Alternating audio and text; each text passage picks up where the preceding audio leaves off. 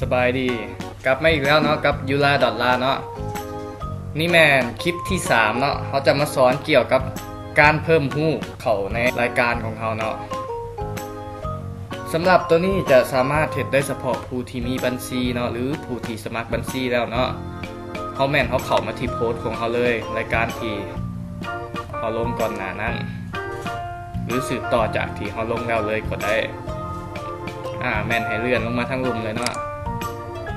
เลื่อนลงมาก็จะเห็นนี่ทั้งหมดนี่เนาะคือเขาคลิกเขาทำอินเลยตื่นรูปภาพอื่นกดเขาเลยเนาะเจ้าก็จะออกมาเป็นหน้านี่เนาะคือบล็อกนี่แม่นให้เขากดรูปภาพที่เขาต้องการอัปโหลดเขาเลยเนาะรูปที่เขาต้องการเพิ่มเขาโอเครูปนี้เนาะแล้วกดสืบต่อเลยมันก็จะบอกเนาะหลังจากกดสืบต่อว่ารูปภาพไปเพิ่มสำเร็จแล้วเนาะปัจจุบันนี้เขาก็มี2รูปแล้วเนาะแล้วสำหรับผู้ที่ต้องการแก้ไขข้อมูล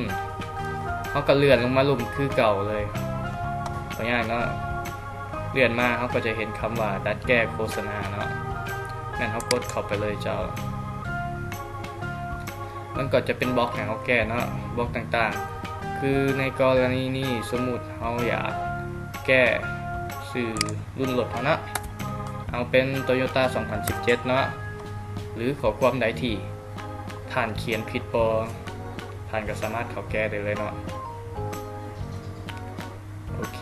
เขาก็กดสืบต่อหลังจากแปลงสิ่งที่เราอยากแปลงแล้วเนาะมันก็จะบอกว่าท่านแก้สำเร็จแล้วเนาะ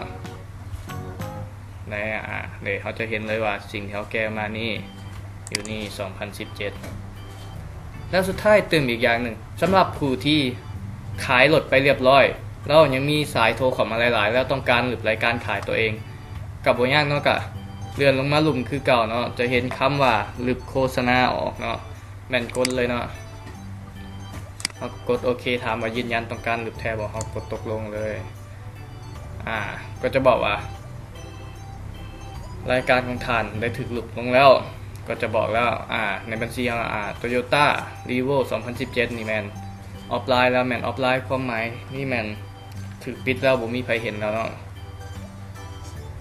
คือว่าก็สำเร็จลงแล้วขั้นตอนการใส่เบื้องต้นเนาะมื้อนี้ก็ขอบใจหลายเนาะทีมงานยูรากะขอตัวก่อนเจ้า